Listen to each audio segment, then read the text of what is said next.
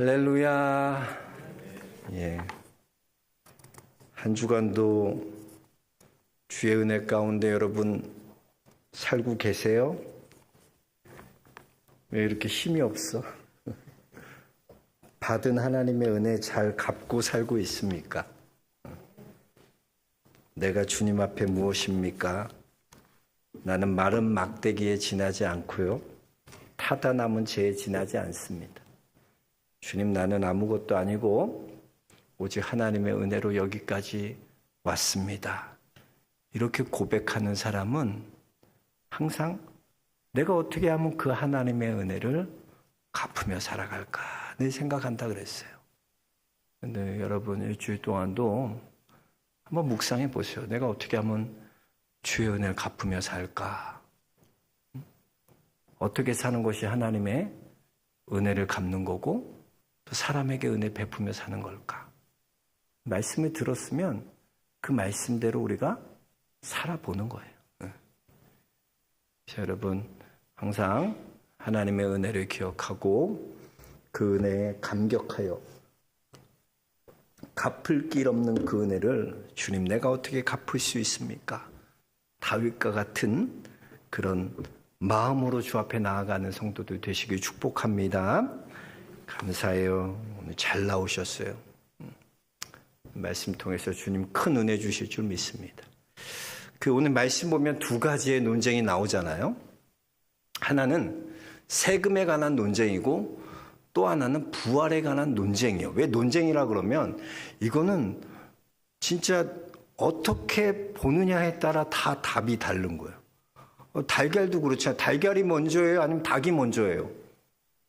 과학자들은 닭이 먼저라고, 달걀이 먼저라고 그럴 거고, 철학자들은 닭이 먼저라고 그럴 거고, 어떻게 보느냐에 따라 이게 답이 다르잖아요. 이 논쟁거리도 보면 이 논쟁은 그러한 위험성이 있죠. 어떻게 보느냐에 따라 이게 다 달라질 수 있는 그런 문제죠. 근데 그들이 지금 세금 논쟁과 또 부활 논쟁을 가지고 나온 것은 그들이 예수님께 정답을 얻기 위해서, 해답을 얻기 위해서 나온 게 아니라는 거예요. 그들의 목적은 무엇입니까? 어떻게 해서든 예수님을 책잡고 예수님을 함정에 빠뜨리고자 하는 목적으로 예수님께 나온 거예요. 우리 12장 13절 14절 다시 한번 같이 읽어보겠습니다. 그들이 예수의 말씀을 책잡으려 하여 바리새인과 헤롯 땅 중에서 사람을 보내매 와서 이르되 선생이여 우리가 아노니 당신은 참되시고 아무도 꺼리는 일이 없으시니 이는 사람을 외모로 보지 않고 오직 진리로서 하나님의 도를 가르치심이니이다. 가이사에게 세금을 바치는 것이 옳으니까 옳지 아니하니까. 여기 보면 그들이 온 목적은 뭐예요?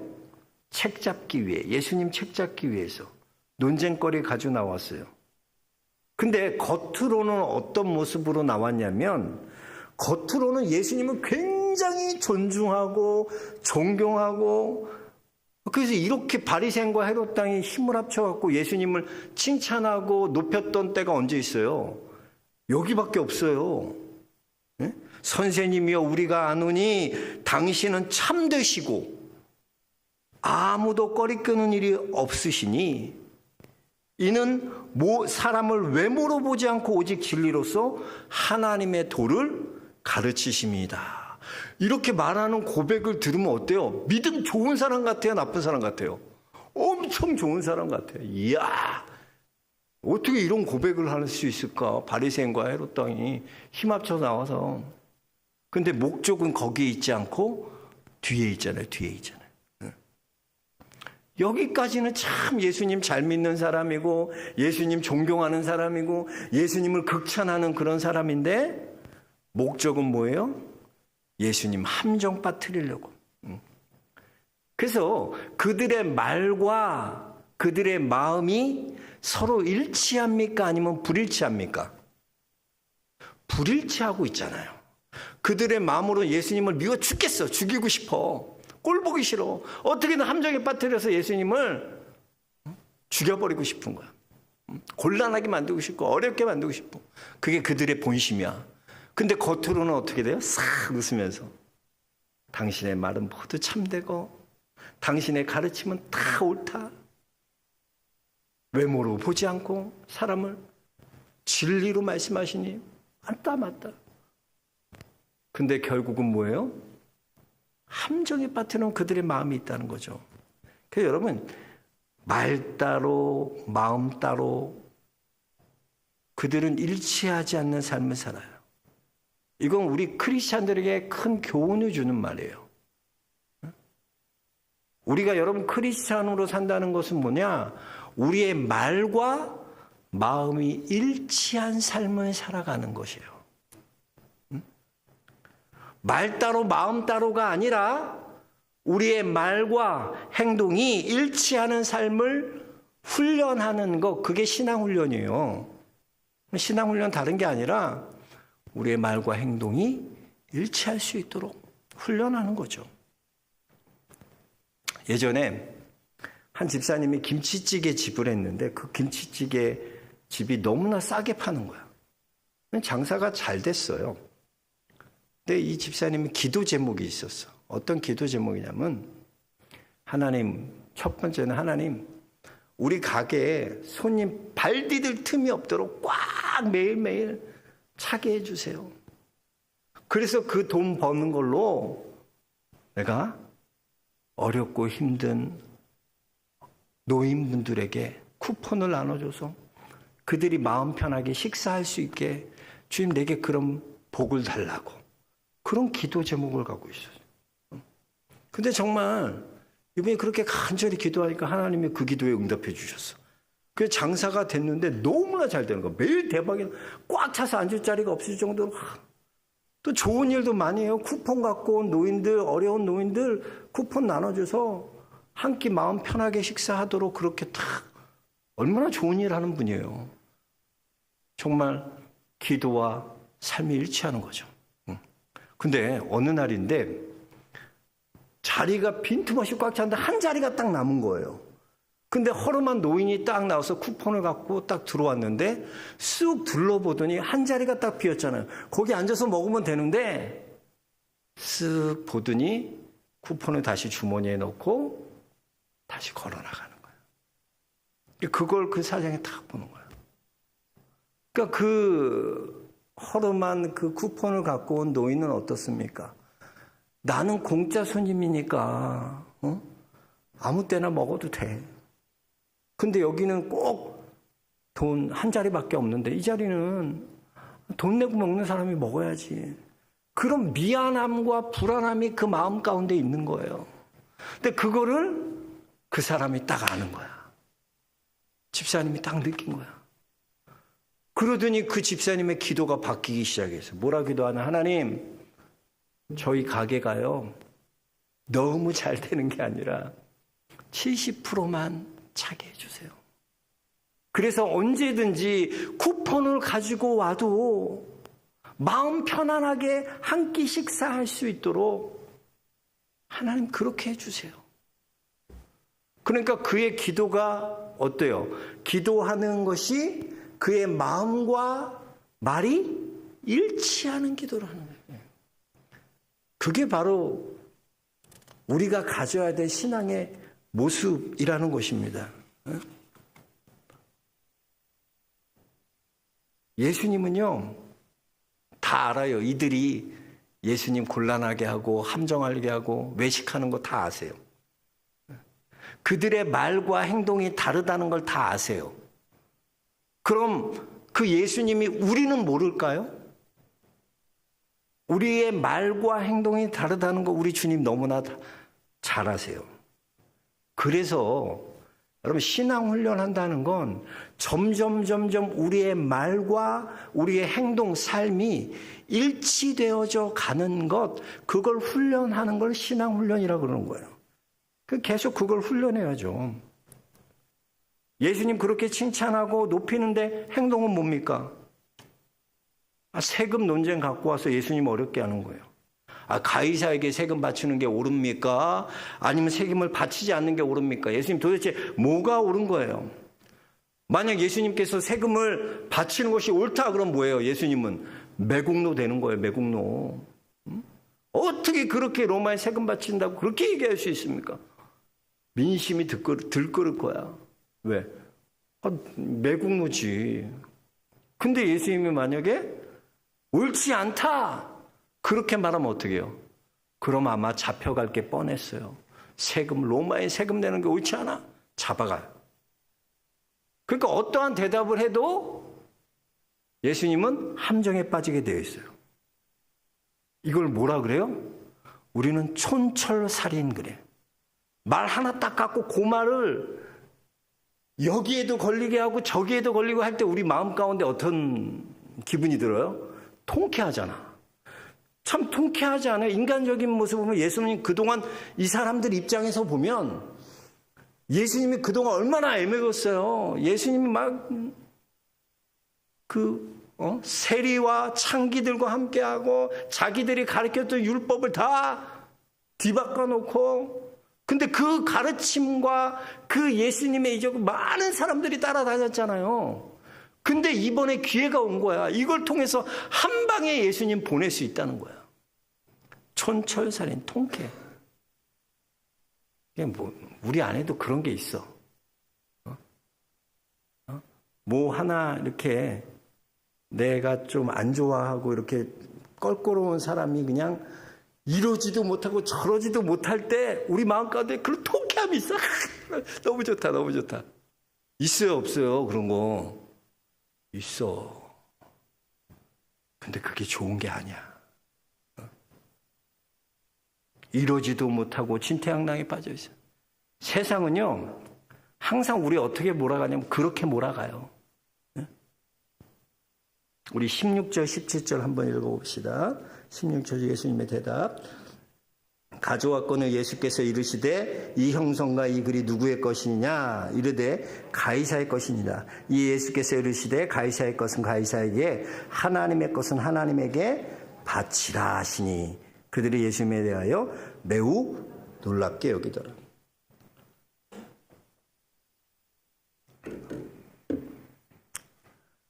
여기서 보면 우리는 세상의 법과 하나님의 법이 충돌할 때 어떻게 대처해야 하는지를 알 수 있습니다. 여러분 한번 가만 보세요. 우리는 천국 시민권을 가진 자예요. 천국 시민권을 우리는 갖고 있어요. 근데 우리가 사는 건 어디예요? 이 땅 안에서 산다고. 이 땅의 제약을 받아요. 이 사회의 법에 제약을 받는다는 것이죠. 그럴 때 여러분 우리가 어떤 기준으로 행동해야 하느냐는 거죠. 분명한 우선순위를 정해야 합니다. 여러분 삶에서 무엇이 우선순위입니까? 하나님의 법이 우선순위가 돼야 되는 거예요. 응? 여러분 우리가 하나님의 말씀을 따라 살기로 결심했다는 것은요. 결심했어. 나 이제 하나님 말씀대로 살 거야. 라는 게 아니라 이 결심했다는 건요. 행동으로 드러나는 거예요. 하나님의 말씀에 따르기로 한 일이요. 내가 하지 않으면 안 되는 일이 될 때 그때가 행동하게 돼 있어. 그러니까 우선순위가 뭐예요? 하나님의 말씀에 있는 거야. 여러분이 하나님의 말씀을 어떻게 해야 되나? 하나님의 말씀은 내가 하지 않으면 안 되는 일로 여기고 그것을 우선순위에 두고 그 일을 하는 거예요. 응? 여러분 한번 생각해 보세요. 화장실 갈 때 결심하고 가는 사람 있어요? 나 화장실 가야지 결심만. 아니야. 화장실 가지 않으면 안 되니까 가는 거예요. 더 이상 못 참아.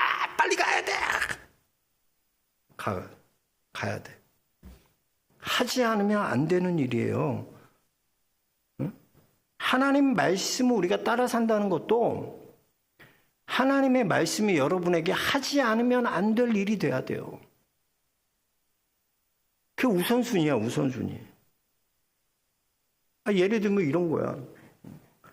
목사님, 제가 기도해 보니까 요즘 목사님 말씀도 그렇고 그래서 근데 마음에 좀 찔려서 안 되겠어요. 제가 내일부터 새벽 기도 나오기로 결심했습니다. 결심은 맨날 해, 매주 해. 매일 그냥 새벽 기도 나가지. 오늘도 또 여기 결심하는 사람 많아. 저렇게까지 목사님 얘기하시는데 이제 나 내일부터 나가야지. 결심을 해. 근데 왜 안 될까? 그게 하지 않으면 안 될 일이 되지 않아. 여러분이 그걸 하지 않으면 안 될 일로 여겨지면요, 그것이 루틴이 되면 여러분 삶의 새벽 기도가 너무나 쉬워져. 내가 새벽 기도 나오면 하지 않으면 안 될 일이야. 그것이 우선순위가 되는 거예요. 그러면 새벽 기도가 그때부터 쉬워져요. 근데 결심만 하지 그게 하지 않으면 안 돼도 될 일이야. 그러니까 여러분 삶에 변화가 없는 거야. 하나님의 말씀을 따르는 것은요, 여러분이 그냥 결심하는 게 아니라 그거 하지 않으면 안 될 일이야. 생각해봐. 배가 아픈데 화장실 꼭 가야 돼. 결심하고 온 거 아니야. 가지 않으면 안 돼. 나 이거 배가 너무 아파. 화장실 가야 돼. 하나님의 말씀이 그래야 돼. 그게 여러분 삶의 우선순위가 되는 거예요. 우선순위가. 그때 여러분 하나님의 법과 세상 법을 충분할 때, 그 모순이 일어날 때 여러분이 이렇게 하나님의 일을 하지 않으면 안 될 일이 되면요, 그 모순이 쉽게 해결됩니다.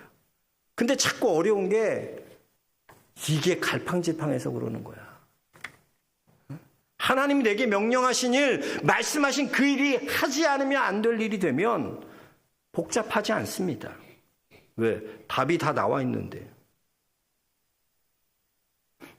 우리가 그런 거 많잖아. 하나님의 말씀이고 하나님의 명령이고 하나님이 하라 하셨어 이미. 근데 자꾸 왜 그거 갖다 기도해? 말씀 순종하는데 에너지 안 쓰고 뭐 하는데, 목사님 기도 좀 해보고요. 기도. 그건 뭐야? 어떻게 해서든 빠져나가려는. 우리 안에 그런 마음들이 다 있는 거예요. 여러분 복잡하게 살지 마세요.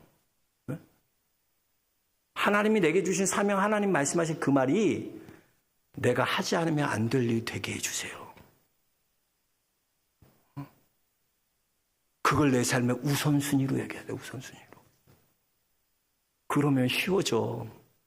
복잡하게 살지 마. 모순이 왜 이렇게 많아지나? 복잡하니까 그래. 복잡하니까. 놀라운 이런 신비야. 신비.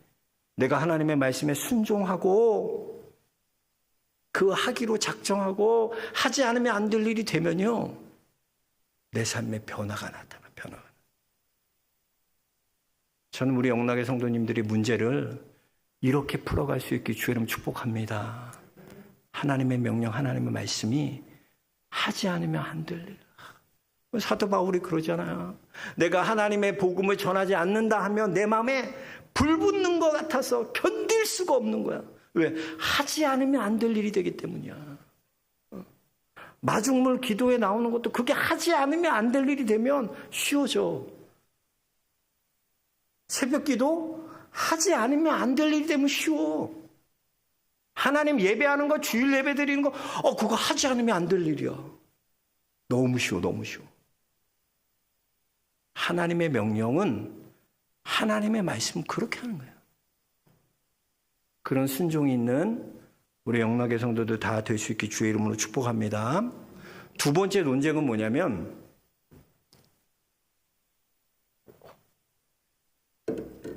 부활 논쟁이에요. 부활 논쟁. 여기 18절에 보면 부활이 없다 하는 사두개인들이 예수께 나왔다 그래요. 부활이 없다 하면서, 이 사람의 전제가 뭐예요? 사두개인들은 부활이 없다 그래요. 왜 부활이 없다 그러냐? 이들이 믿는 것은 성경으로 사두개인들은 제사장 그룹이거든요. 그들이 인정하는 것은 뭐냐면 모세오경이에요. 성경이 모세오경만 인정해. 그러니까 모세오경에 부활이 있어요, 없어요? 없어. 그러니까 나는 부활을 믿지 않는다, 인정하지 않는다는 거야. 자, 근데 이거 굉장히 멍청한 거야. 자, 보세요. 사람이 생각을 할 수 있잖아. 아니, 그지 않아요? 사람이 뭐 어떤 이미지를 보면은 연상되는 것들이 있잖아요. 여러분, 배고프면 뭐가 연상돼요? 어떤 사람은 짜장면이 연상되고, 어떤 사람은 고기가 연상되고, 어떤 사람은 뭐 샐러드바 가고 싶고, 다 연상되는 게 생각이 있잖아. 근데 사두개인들은 생각이 없어, 얘는. 왜? 자기 생각에만 갇혀있는 애들이야, 얘는. 내가 봐도 너무나 얘는 말이 안 돼. 왜냐면, 보세요. 모세 오경을 믿는다는 것은 태초에 하나님이 천지를 창조하시니라. 태초에 하나님이 천지를 창조하셨다. 땅이 혼돈하고 공허하며 흑암이 깊음 위에 있고 하나님의 신은 수면을 운행하심이라. 그랬어. 그러니까 그 하나님의 말씀 한마디 한마디가 빛이 있으라 함에 빛이 있었고 하나님이 그 말씀하신 그대로 다 되는 것을 그들은 믿어요. 그러니까 하나님의 모든 창조에 하나님 되심을 믿어. 하나님이 온 땅을 창조하신 걸 믿어. 자, 그럼 하나님이 온 땅을 창조하신 그 창조주 하나님이요, 부활은 못 하시겠어요? 추론해 볼 수 있잖아요. 죽은 자 살리는 거 못 하실까? 죽었다가 살아나시는 거 못 하실까? 왜? 하나님은 어떤 하나님이야? 창조주 하나님인데. 그러니까 얘네들은 빠가야로야, 빠가야로. 자기 생각에만 갇혀 있어갖고 추론을 못해. 나는 얘네들이 더 이해가 안 가더라고. 내가 모세 오경은 믿는다 그러면서 창조는 믿는다 그러면서 뭘 못 믿어? 부활이 없다 그러는 거야. 응? 자기 세계에 갇혀 있는 거예요. 사도 바울은 로마서 4장 17절에 아브라함의 믿음에 대해 이렇게 말하고 있습니다. 기록된 바 내가 너를 많은 민족의 조상으로 세웠다 하심과 같으니 그가 믿은 바 하나님은 죽은 자를 살리시며 없는 것을 있는 것으로 부르시는 이시니라. 그러니까 하나님은 어떤 하나님이라는 거예요? 하나님은 죽은 자를 살리시는 하나님이고 없는 것을 있는 것으로 부르시는 이가 하나님이라는 거야. 하나님. 그 창조의 하나님을 믿으면서 왜 부활을 못 믿습니까?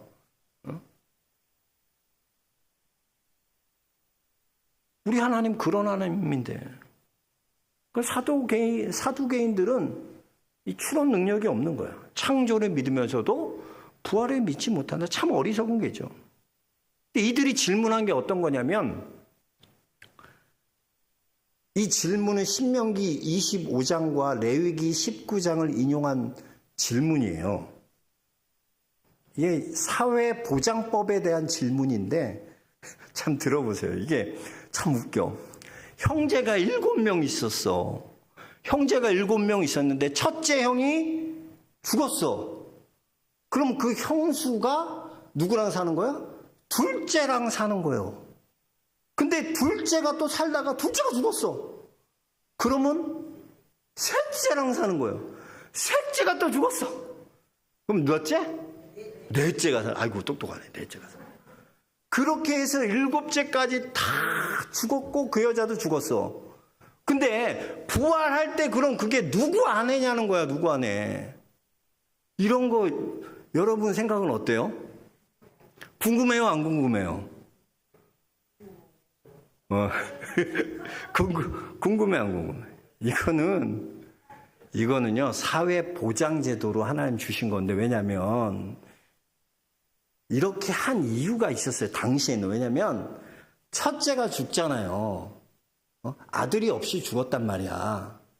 그럼 이 여자라는 것은 모든 재산권을 물려받을 권리가 없어요. 여자에게는요, 당시에.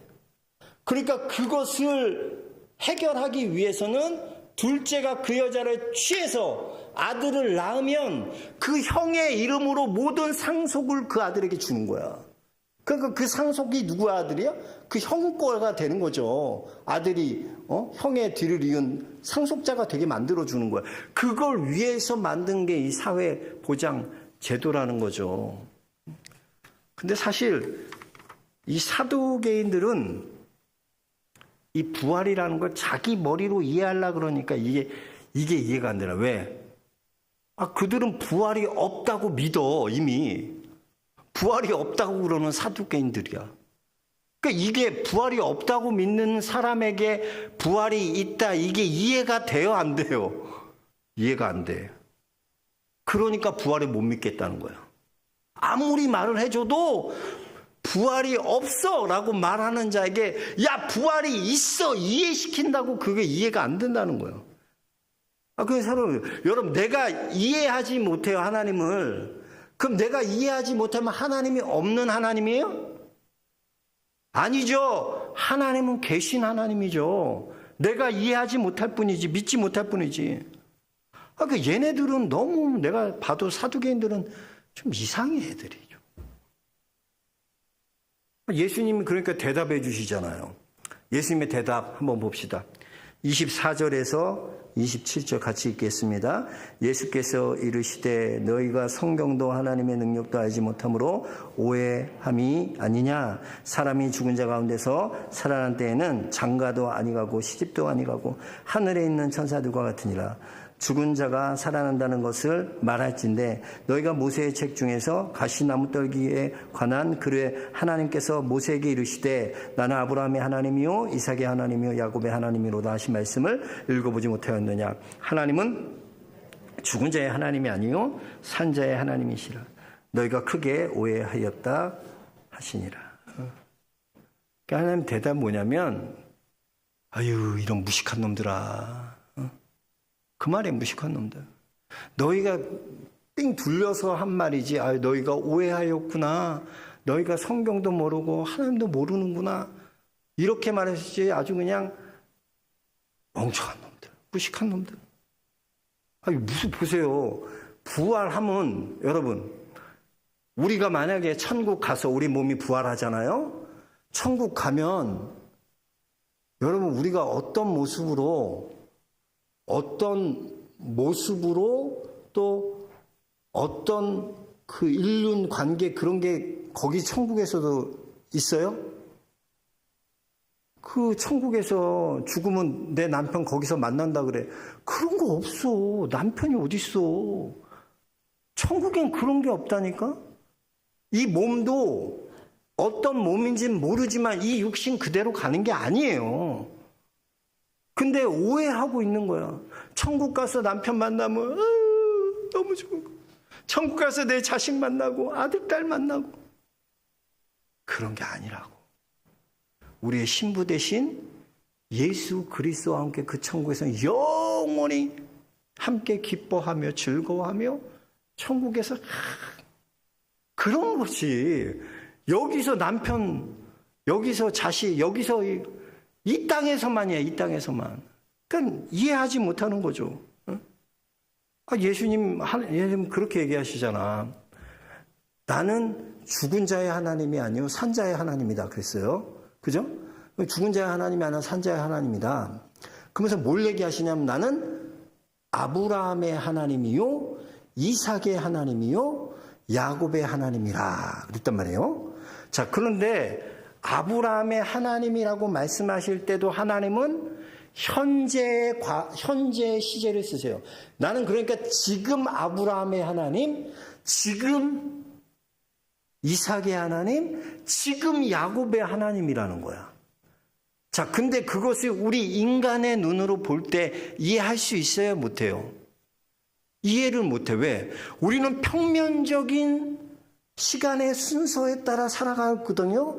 그러니까 그 말이 하나님은 시간과 공간을 초월한 전능하신 하나님이신데 우리는 어떻게 생각하냐면 그럼 보세요. 우리가 만약에 내 몸이 부산에 있는 해운대 앞바다를 보려면 어떻게 해요? 기차를 타거나 차를 타고 부산에 가야 되잖아요. 서울에서 내가 부산 해운대 앞바다 볼 수 있어요? 우리의 몸은? 그렇게 할 수 없는 존재야. 우리는 가서 봐야 돼. 인간의 지식으로, 인간의 배움으로 하나님의 넓고 크심을 우리가 측량할 수 없는 거예요. 그 여러분 제발 우리의 생각 안에 하나님 가둬두지 마세요. 그래서 뭐는 이렇게 해야 돼. 이렇게 해야 돼. 그걸 율법처럼 그냥 교회 안에서도 그런 걸 만들어. 이렇게 해야 돼. 이렇게 해야 돼. 사두개인들이 부활이 이해되지 않는다고 해서 부활이 없는 게 아니라, 여러분이 하나님을 모른다 그래서 하나님이 안 계신 게 아니라, 하나님은요, 지금도 역사하시고, 과거에도 역사하셨고, 앞으로도 미래에도 하나님은 역사하실 하나님이세요. 그래서 이 하나님의 말씀이 믿겨지는 건요, 어디서나 들음에서요, 들음. 하나님의 말씀을 들으면 그 말씀이 내 안으로 들어오잖아. 말씀이. 그럼 말씀이 내 안에 들어와서 생명이 돼서 이게 자라나게 돼. 그냥 생명이 있으면 다 자라나. 그 하나님의 말씀이 여러분 마음밭에 탁 새겨지고 하면은, 들어오면 믿기지 않았던 그 일들이 믿겨지는 은혜가 있어요. 이걸 신비라고 말하는 거야. 이게 믿음이고. 그러니까 하나님의 생명의 말씀이 내 안으로 들어와야 돼. 그 말씀이 내 안에 거해야 돼. 그러면 어떻게 되나? 믿기지 않았던 일들이 믿겨진다니까? 어떤 사람은 그래요. 하나님 계신 거 좀 설명해봐라. 생명의 말씀이 들어가지 않으면요, 아무리 얘기를 해도 몰라. 그 옛날에, 시간이 조금만 더 할게요. 그 옛날에 연예인 교회에 구봉소 장로님 있잖아요. 그분이 전도 엄청 많이 했어, 구봉소 장로님이. 근데 이제 성경 공부 모임을 하면서 이제 사람들과 말씀을 같이 나누는데, 그 연예인 한 사람이, 집사님, 저는 다른 건 그래도 다 믿겨지는데, 동정녀가 예수님이 동정녀에서 탄생한 거, 이거는 절대 믿을 수 없대. 이게 어떻게 가능하냐는 거야. 막 열내면서 안 된다고 하면. 그러니까 그 당시 집사님이었던 구봉소 집사님, 가만히 있다. 하나님 이거 어떻게 믿겨지게 하니까. 하나님이 딱 지혜를 주시는데, 야, 요셉도 가만히 있는데 네가 왜 그렇게 나서서 그러냐. 요셉도 조용히 하고 믿고 있는데 네가 왜 나서서 그러냐. 지혜야지. 하나님 믿겨지는 건 그냥 믿겨지지 않아요, 여러분. 생명의 말씀이 여러분 안에 들어와야 돼. 그러면 그게 생명이기 때문에 몰랐던 것들, 믿겨지지 않았던 것들이 그 생명이 자라나면서 알게 되고 깨닫게 되고 믿게 되는 거예요. 이게 신앙생활의 신비라는 거예요. 신비라는 거. 이걸 경험하면 살아야지. 저는 여러분들이 여러분 가슴 안에 그 생명의 말씀이 잘 심겨지게 주의를 축복합니다. 그럼 믿음이요, 쑥쑥. 믿음은 자라나. 믿음은 절대로 가만히 있지 않습니다. 그게 생명이기 때문에 자라나요. 믿기지 않았던 것도 믿겨지고, 계속 말씀 듣고. 그러면 이상하게 믿겨져. 이상해. 뭐 설명은 할 수 없는데 어느 순간부터 내 마음 가운데 그 말씀이 딱 믿겨져. 이걸 경험해야 돼요. 여러분, 아무리 논쟁으로 자기 사두개인들 보세요. 그걸로 자기의 갇혀있는 생각으로 탁 가둬두니까 생명의 말씀이 뭔가 다 필요 없어. 안 들어. 다 거부하는 거예요. 안 받아들여. 그러니 그들은 부활이 없다는 것을, 그 전제를 깰 수 없는 거야. 어리석은 자들이죠. 저는 여러분들이 마음밭이 좋은 마음밭에서 하나님의 말씀에 그 신비가 새겨져서 30배, 60배, 100배 귀한 믿음의 결실들 다 거두는 우리 영락의 성도들 다 되시길 주의 이름으로 축원합니다. 하나님 감사합니다. 오늘도 우리에게 말씀하여 주시면 감사합니다. 깨닫는 성도들 되게 하여 주시고, 오늘 이 논쟁을 통하여 주님께서 우리에게 주시는 메시지, 삶의 지혜를 붙들고 모든 하나님이 내게 명령하신 일, 하나님의 말씀이 하지 않으면 안 되는 일 될 수 있도록 그런 우선순위를 하나님의 말씀에 두고 살아가는 영락의 성도들 다 되게 하여 주옵소서. 예수 그리스도로 받들어 감사함으로 기도합나이다.